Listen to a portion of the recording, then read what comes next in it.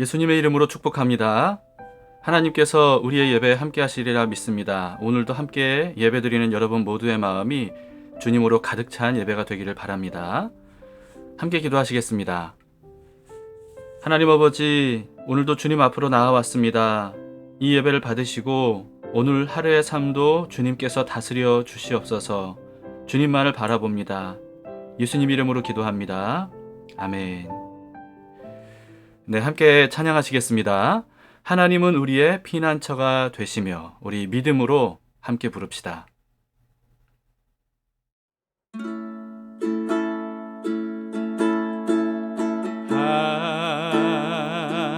하나님은 우리의 피난처가 되시며 환난 중에 우리의 힘과 도움이시라.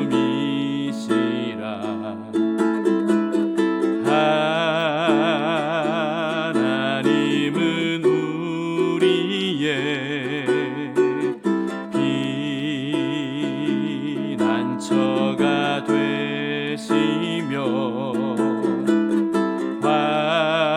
환난 중에 우리의 힘과 도움이시라.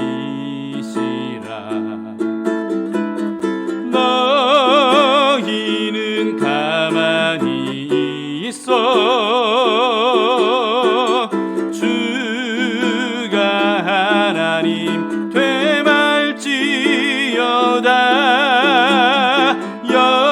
열방과 세계 가운데 주가 높임을 받으리라.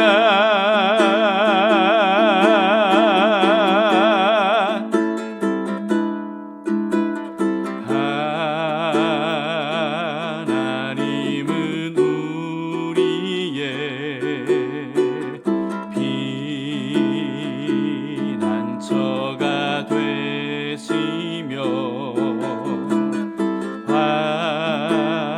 환난 중에 우리의 힘과 도움이시라.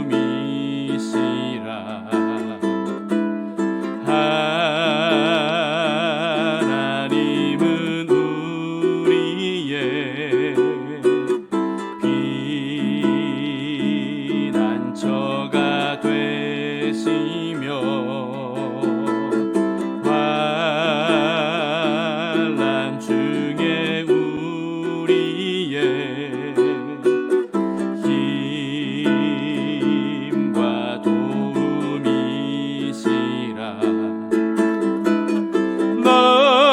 너희는 가만히 있어 주가 하나님 되말지어다. 열방과 세계 가운데 주가 높임을 받으리라.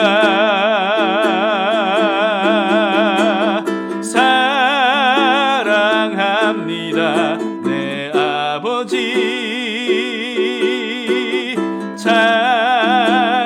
찬양합니다 내 온 맘 다하여 선포합니다. 예수 그리스도 주님 오심을 기다리며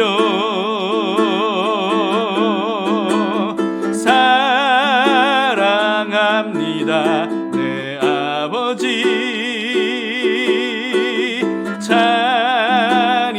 찬양합니다 내 온 맘 다하여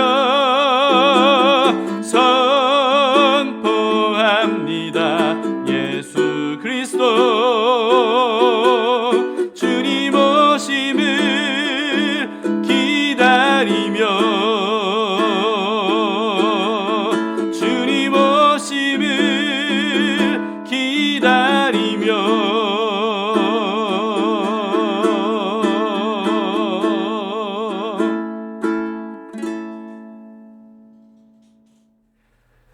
오늘 말씀을 함께 보시겠습니다. 사사기 7장 1절에서 14절 말씀입니다. 미디안 군대와 싸워야 되는 기드온에게 이스라엘의 군대 수가 많다고 수를 줄이라고 하시는 말씀이고요. 그리고 또 두려워하는 기드온에게 승리를 확신시켜 주시는 내용입니다. 제7장. 여룻바알이라 하는 기드온과 그를 따르는 모든 백성이 일찍이 일어나 하롯셈 곁에 지인을 쳤고 미드안의 진영은 그들의 북쪽이요 모래산 앞 골짜기에 있었더라. 여호와께서 기드온에게 이르시되 너를 따르는 백성이 너무 많은즉 내가 그들의 손에 미디안 사람을 넘겨주지 아니하리니 이는 이스라엘이 나를 거슬러 스스로 자랑하기를 내 손이 나를 구원하였다 할까 함이니라. 이제 너는 백성의 귀에 외쳐 이르기를 누구든지 두려워 떠는 자는 길르앗산을 떠나 돌아가라 하라. 하시니 이에 돌아간 백성이 22,000명이요 남은 자가 10,000명이었더라. 여호와께서 또 기드온에게 이르시되 백성이 아직도 많으니 그들을 인도하여 물가로 내려가라. 거기서 내가 너를 위하여 그들을 시험하리라. 내가 누구를 가리켜 내게 이르기를 이 사람이 너와 함께 가리라 하면 그는 너와 함께 갈 것이요 내가 누구를 가리켜 내게 이르기를 이 사람은 너와 함께 가지 말 것이니라 하면 그는 가지 말 것이니라 하신지라. 이에 백성을 인도하여 물가에 내려가매 여호와께서 기드온에게 이르시되 누구든지 개가 핥는 것 같이 혀로 물을 핥는 자들을 너는 따로 세우고 또 누구든지 무릎을 꿇고 마시는 자들도 그와 같이 하라. 하시더니 손으로 움켜 입에 대고 핥는 자의 수는 300명이요 그 외의 백성은 다 무릎을 꿇고 물을 마신지라. 여호와께서 기드온에게 이르시되 내가 이 물을 핥아먹은 300명으로 너희를 구원하며 미디안을 네 손에 넘겨주리니 남은 백성은 각각 자기 처소로 돌아갈 것이니라. 하시니 이에 백성이 양식과 나팔을 손에 든지라. 기드온이 이스라엘 모든 백성을 각각 그의 장막으로 돌려보내고 그 300명은 머물게 하니라. 미디안 진영은 그 아래 골짜기 가운데에 있었더라. 그 밤에 여호와께서 기드온에게 이르시되 일어나 진영으로 내려가라. 내가 그것을 네 손에 넘겨주었느니라. 만일 네가 내려가기를 두려워하거든 네 부하 부라와 함께 그 진영으로 내려가서 그들이 하는 말을 들으라. 그 후에 네 손이 강하여져서 그 진영으로 내려가리라. 하시니 기드온이 이에 그의 부하 부라와 함께 군대가 있는 진영 근처로 내려간즉 미디안과 아말렉과 동방의 모든 사람들이 골짜기에 누웠는데 메뚜기의 많은 수와 같고 그들의 낙타의 수가 많아 해변의 모래가 많음 같은지라. 기드온이 그곳에 이른즉 어떤 사람이 그의 친구에게 꿈을 말하여 이르기를 보라, 내가 한 꿈을 꾸었는데 꿈에 보리떡 한 덩어리가 미디안 진영으로 굴러들어와 한 장막에 이르러 그것을 쳐서 무너뜨려 위쪽으로 엎으니 그 장막이 쓰러지더라. 그의 친구가 대답하여 이르되 이는 다른 것이 아니라 이스라엘 사람 요아스의 아들 기드온의 칼이라. 하나님이 미디안과 그 모든 진영을 그의 손에 넘겨주셨느니라 하더라. 우리는 어제 본문에서 미디안이 아말렉과 동방 민족들을 동원을 해서 이스라엘로 진격했다는 내용을 봤습니다. 거기에 대해서 기드온은 나팔을 불고 또 사자들을 보내서 여러 지파 이스라엘 민족들을 불러 모으죠. 그래서 므낫세, 아셀, 스불론, 납달리 지파가 함께 동원됐다는 것을 봤습니다.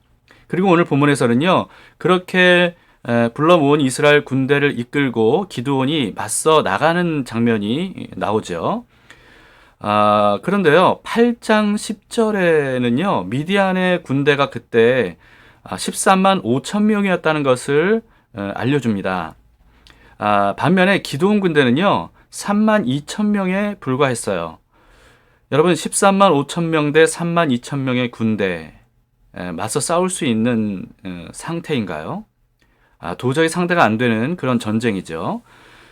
그래서 이스라엘 군대는 아마도 굉장히 두려움에 휩싸여 있었을 겁니다. 그런데도 하나님께서 오늘 뜻밖의 말씀을 2절에서 하시죠. 여호와께서 기드온에게 이르시되 너를 따르는 백성이 너무 많은즉 내가 그들의 손에 미디안 사람을 넘겨주지 아니하리니 이는 이스라엘이 나를 거슬러 스스로 자랑하기를 내 손이 나를 구원하였다 할까 함이니라. 하나님께서 이스라엘 군사가 너무 많다고 말씀하시죠. 여러분, 이게 말이 됩니까? 하나님의 계산법이 참 이상하지 않습니까? 그런데 하나님께서 왜 이스라엘의 숫자가 많다고 말씀하시죠? 이 숫자로 전쟁에서 이기면 자기들이 잘 싸워서 이겼다고 착각할 거라는 거예요. 그럼으로써 하나님께서 이 전쟁을 이기게 하셨다는 은혜를 깨닫지 못하게 될 거라는 거죠. 그렇게 되면 이스라엘이 하나님이 하신 일을 모르기 때문에 하나님께로 돌아오지 않게 되는 겁니다. 그래서 하나님은 이 상태로는 미디안을 이기게 해줄 수 없다, 이렇게 말씀하시죠. 이기게 해주지 않겠다, 이렇게 말씀하시는 겁니다. 그래서 어떻게 하라고 말씀하시죠? 3절을 보시겠습니다. 이제 너는 백성의 귀에 외쳐 이르기를 누구든지 두려워 떠는 자는 길르앗산을 떠나 돌아가라 하라 하시니 이에 돌아간 백성이 22,000명이요 남은 자가 10,000명이었더라. 네, 전쟁이 두려워 벌벌 떠는 사람들 돌아가라고 한 겁니다. 13만 5천 명 대 32,000명이었으니까 두려워하는 게 당연하죠. 그래서 압도적으로 많은 사람들이 두려워서 도망갑니다. 22,000명이 도망가고요. 10,000명이 남게 되죠. 그래서 13만 5천 명 대 10,000명이 됐습니다. 그런데도 하나님께서 4절에서 뭐라고 말씀하시죠? 아직도 백성이 많다. 아직도 이스라엘의 군사가 많다. 이렇게 말씀하셔요. 그리고는 숫자를 더 줄이기 위해서 기드온에게 명령하시죠. 군사를 물가로 데리고 가서 그들에게 물을 마시게 하라 라고 하는 거예요. 이때 두 부류로 나뉘게 됩니다. 한 부류의 사람들은 몸을 굽혀서 무릎을 꿇고 물에 이제 입을 직접 대서 그렇게 마시는 부류가 있었고요. 또 한 부류는 물을 손으로 떠서 마시는 부류가 있었습니다. 몸을 굽혀서 무릎 꿇고 물을 마신 부류는요, 9,700명이었어요. 그런데 손으로 떠서 마신 사람은 300명에 불과했습니다. 하나님께서 어떤 사람을 돌려보내라고 하셨습니까? 9,700명을 돌려보내라고 하십니다. 하나님께서 300명을 선택하신 거예요. 왜 9,700명이 아니라 300명을 하나님이 선택하셨을까요? 몸을 굽혀서 무릎을 꿇고 입을 댄 사람들이 뭔가를 잘못한 건가요? 그게 믿음 없는 행동이었습니까? 비겁한 행동이었습니까? 용맹스럽지 않은 겁쟁이들의 행동이었습니까? 반면에 300명은 손으로 물을 떠서 마신 거, 이거는 뭐 그들이 용맹해서인가요? 아니면 경계심을 늦추지 않는 그들의 어떤 자세, 이런 걸 하나님이 보신 걸까요? 또는 절대 누구에게도 무릎을 꿇지 않을 것 같은 그런 강인함, 뭐 이런 것이 그들에게 엿보였기 때문에 하나님이 300명을 선택하셨던 걸까요? 저는 그냥 단순하게 생각해도 될 것 같습니다. 하나님께서 오늘 본문에서 알려주시는 건 뭐냐 하면 이스라엘 백성 수가 많다는 거예요. 그렇기 때문에 9,700명이 아니라 300명을 선택하신 것은 300명이 뭔가 더 훌륭한 자세로 물을 마셨기 때문이 아니라 단지 숫자가 더 적기 때문입니다. 근데 이거는 너무 상식적이지 않잖아요. 전쟁을 나가는데 더 적은 숫자가 전쟁에 나가도록 하는 거. 여러분, 이런 전쟁법이 어디 있습니까? 그런데 하나님께서 그렇게 명령하신 겁니다. 여러분, 우리는 이래서 하나님의 셈법을 알아야 돼요. 그런데 하나님의 셈법은 이런 식인 거예요. 13만 5천 플러스 그들이 믿는 신들 대 300명 플러스 이스라엘과 함께하는 하나님, 이렇게 되는 거죠. 여러분, 그런데 미디안이 믿는 신들은 아무리 숫자가 많아 보여도 허상 아닙니까? 그렇기 때문에 14만 5천 플러스 0이라고 볼 수 있어요. 반면에 이스라엘은 어땠습니까? 300명이지만 거기에 플러스 여호와 하나님을 더하는 겁니다. 여호와 하나님은 어떤 분이죠? 무한되시죠. 여러분, 그러면 계산이 어떻게 나옵니까? 여러분, 이 계산법에 우리가 눈을 떠야 믿음으로 우리가 싸울 수 있을 것이라고 믿습니다. 여러분, 우리는 이 계산법에 눈을 떠야 돼요. 우리가 볼 때는 14만 5천 명 대 300명으로 보일 수 있어요. 그러나 눈에 보이지 않는 영적 세계에는 하나님께서 우리와 함께 하시죠. 전지전능하시고 영원하신 하나님, 모든 만물의 주인 되신 하나님께서 우리와 함께 하십니다. 그렇기 때문에 무한대를 더하는 그런 계산법을 우리가 익숙하게 해야 됩니다. 그래서 하나님은 300명이 아니라 플러스 하나님의 무한대가 더해졌기 때문에 이 전쟁이 승리할 수 있다는 사실을 알려주시기 위해서 숫자를 계속 줄였던 겁니다. 그럼으로써 하나님께서 이 전쟁을 이기게 하셨다. 이 전쟁이 이긴 것은 기적인데, 그런데 그 기적은 오직 하나님만이 하실 수 있는 일이다. 그렇기 때문에 하나님이 이 전쟁을 이기게 하신 것이다 라고 하는 것을 부각시키기 위해서 이스라엘의 군사력을 계속 낮추셨던 거죠.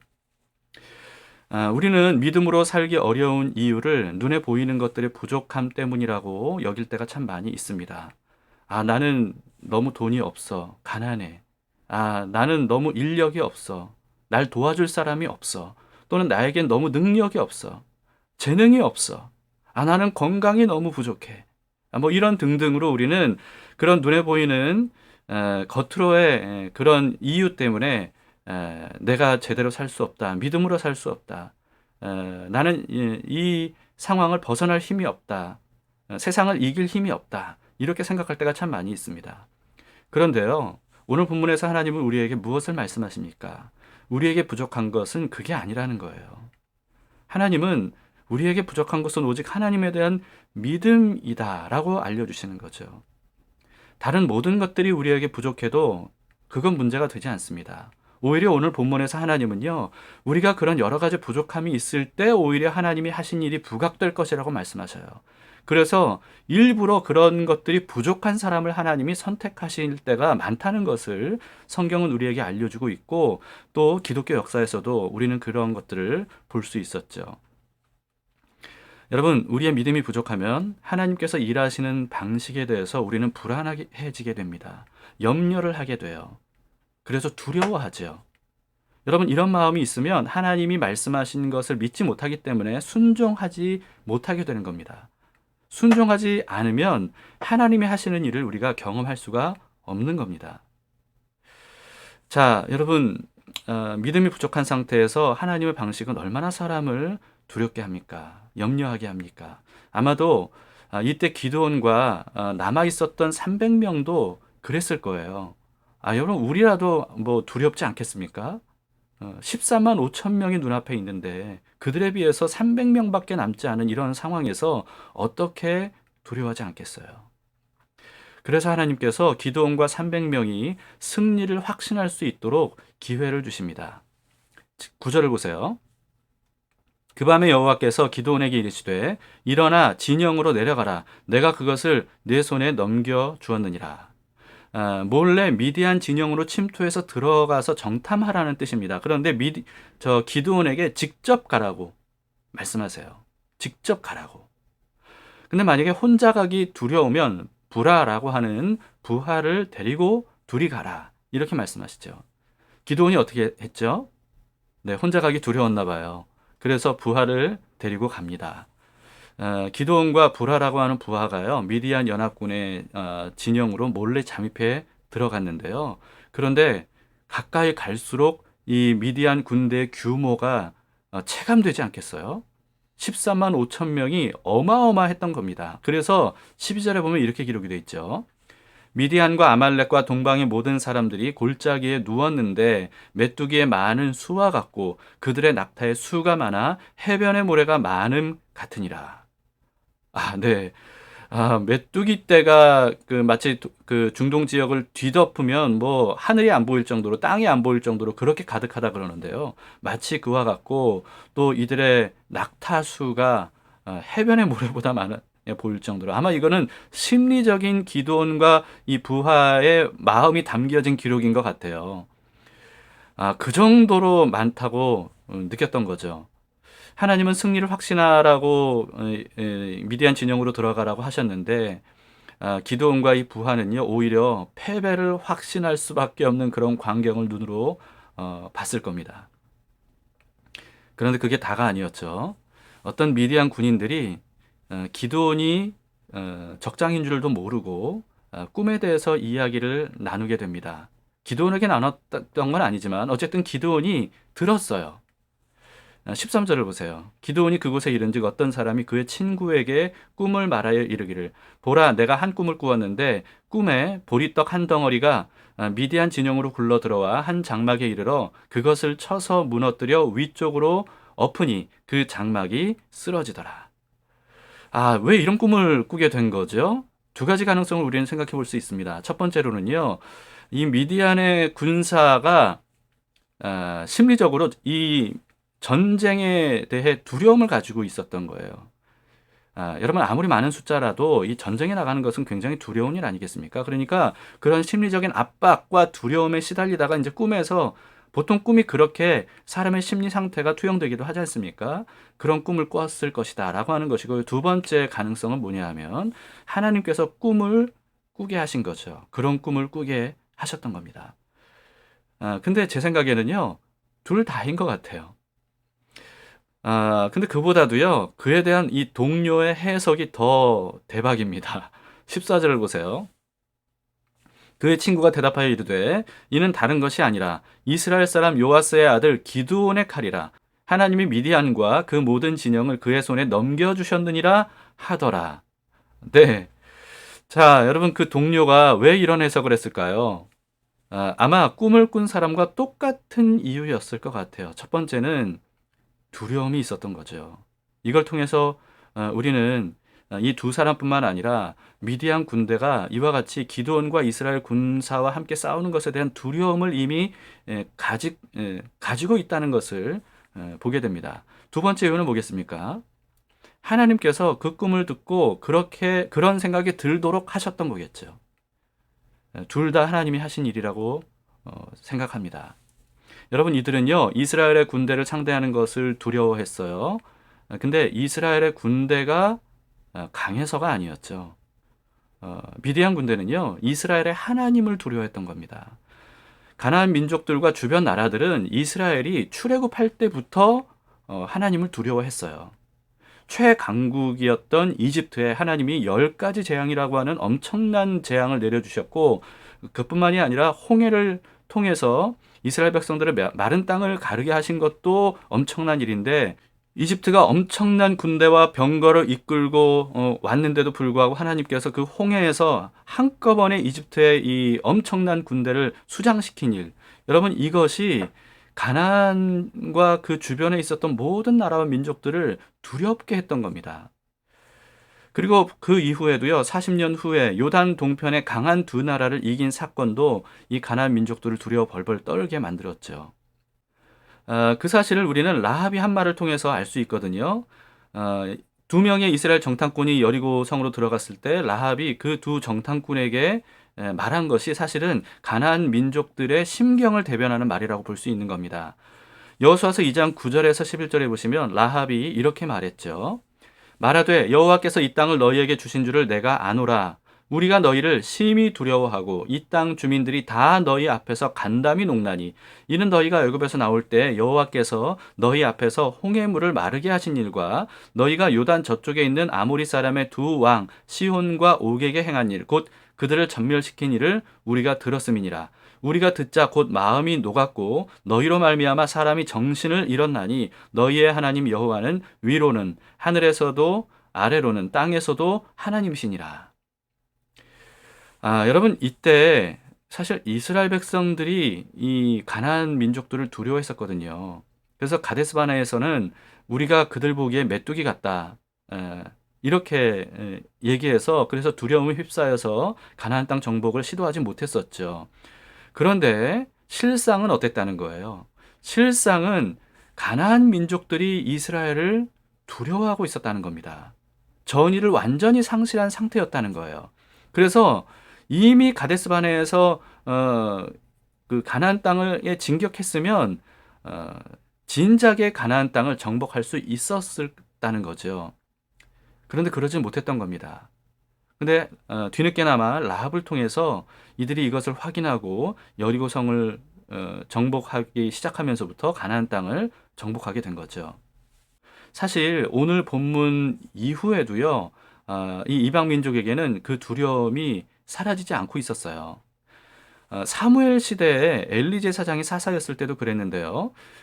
이스라엘이 블레셋과 전쟁을 하고 있었거든요. 근데 이스라엘이 형편없이 패했을 때입니다. 그때 이스라엘 백성들이 어떻게 하면 이 전쟁에 이길 수 있을까 생각하다가 장로들이 묘안을 내는데 그게 뭐냐 하면 하나님의 언약궤를 메고 가자. 그러면 우리가 이길 것이다. 그래서 언약궤를 앞세우기 위해서 이 언약궤를 이제 메고 갑니다. 마치 언약궤를 뭐 부적이나 또는 우상으로 취급을 했던 거죠. 그런데 언약궤가 이 전쟁터에 도착하니까요, 이스라엘 백성들이 막 사기가 충천해진 거예요.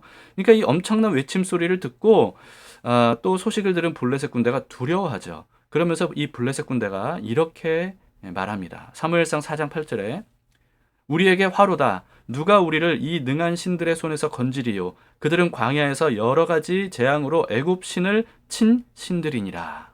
이렇게 말하죠. 이와 같이 여러분 사사기 이후에도요, 오래전에 출애굽 때 하나님께서 행하신 일들, 이것을 여전히 블레셋뿐만 아니라 그 미디안뿐만 아니라 많은 그 가나안과 그 주변 나라들이 두려워하고 있었다는 것을 우리는 확인할 수가 있죠. 네, 여러분, 이것이 바로 그 당시의 상황이었는데요. 이런 상황을 기드온은 알 수가 없었고 이스라엘 백성들은 알지를 못했던 겁니다. 이번 정탐을 통해서 기드온과 이 부하는 두 가지를 확인할 수 있었죠. 첫 번째는 미디안 군대에게 이 두려움이 확산되어 있다는 것, 퍼져 있다는 것을 확인할 수 있었고요. 또 두 번째는 하나님께서 미디안을 이기고 이스라엘을 구원하시려고 작정하신 전쟁이다라고 하는 것을 확인할 수 있었습니다. 여러분, 눈에 보이는 대로면요, 이스라엘이 미디안을 두려워하는 게 마땅하죠. 도저히 싸울 수 없는 상대 앞에서 두려워 벌벌 떨면서 공포에 휩싸일 수밖에 없는 게 당연합니다. 그런데 눈에 보이지는 않지만 사실은 어땠죠? 미디안 군대가 기드온과 이스라엘의 하나님을 두려워하고 있었다는 거예요. 눈으로 보이는 것만으로 판단하면 우리는요, 두려움이나 염려나 근심에 휩싸일 때가 참 많이 있습니다. 그러면 우리는 믿음으로 행하지를 못하죠. 믿음으로 행하지 못하면 하나님께서 우리의 현실 생활 속에서 함께 하시는, 그래서 하나님께서 하시는 일들을 우리가 직접 경험할 수가 없습니다. 그렇게 되면 우리의 그나마 있던 믿음, 이 부족한 믿음까지도 쇠퇴하게 되죠. 반면에 보이지 않는 세계에서는 완전히 다른 양상을 띠고 있다는 것을 우리가 알게 되면 어떻습니까? 우리는 하나님의 말씀대로 행동하게 됩니다. 하나님을 믿게 되는 거죠. 눈에 보이는 것은 도저히 불가능한 일이지만 눈에 보이지 않는 것에 하나님이 우리와 함께 하신다는 것을 깨닫게 되면 그 하나님을 우리가 믿고 믿음대로 행동을 할 수 있게 되는 겁니다. 여러분, 그러면 하나님께서 행하시는 일을 직접 경험하게 되죠. 이런 경험들이 쌓이면 쌓일수록 점점 더 믿음은 강화되어 가고 굳건하게 되는 겁니다. 그래서 믿음 위에 믿음이 더해진다고 말씀하시는 거죠. 의인은 믿음으로 살고 믿음으로 믿음에 이르게 된다고 말씀하시는 겁니다. 여러분, 우리는 눈에 보이는 것이 전부가 아니라는 것을 잊지 말아야 됩니다. 전에도 말씀드렸듯이 우리가 눈으로 볼 수 있는 것은 극히 제한적이에요. 우리 주변만 볼 수 있는 겁니다. 그것만으로 우리가 어떻게 모든 것을 다 판단할 수 있겠어요?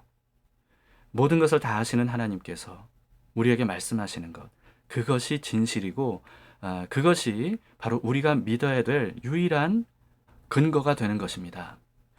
여러분, 오늘 우리가 하나님께 기도합시다. 하나님, 눈으로 보이는 것 때문에 그동안에 많이 두려워하고 불안해하고 그래서 절망하고 낙심하고 안 된다고 포기해버리는 그런 삶을 살아왔는데 제 눈을 뜨게 해주세요. 주님, 귀를 열어주세요. 주님의 영광을 보게 하시고 그리고 주님의 말씀을 듣게 해주세요. 주님께서 그렇게 해주시면 제가 믿고 행동하겠습니다. 이런 마음으로 오늘 우리의 생각과 마음을 주님께로 맡겨드리도록 합시다. 함께 기도하시겠습니다. 하나님 아버지, 우리는 눈으로 보이는 것에 얽매일 때가 너무나도 많이 있습니다. 그래서 보이는 것 때문에 두려워하고 염려하고 또 낙심하고 또 절망하고 자포자기할 때도 많이 있습니다. 그러나 오늘 말씀을 통해서 눈에 보이는 게 전부가 아님을 기드온에게만 아니라 우리에게도 알려주셔서 감사합니다. 하나님, 우리가 귀를 열어 주님의 말씀을 듣습니다. 모든 것을 다 하시는 주님께서 말씀하시면 그것이 진리이고 진실임을 믿습니다. 하나님, 그것을 믿고 나아가오니 주님, 우리의 삶을 통하여서 하나님이 일하여 주시고 그래서 하나님께서 살아계셔서 우리와 함께 하심을 우리가 더욱더 확신할 수 있는 믿음으로 나아가게 도와주시옵소서. 오늘도 우리와 함께 하시는 주님만을 간절히 바라보며 예수님 이름으로 기도합니다. 아멘.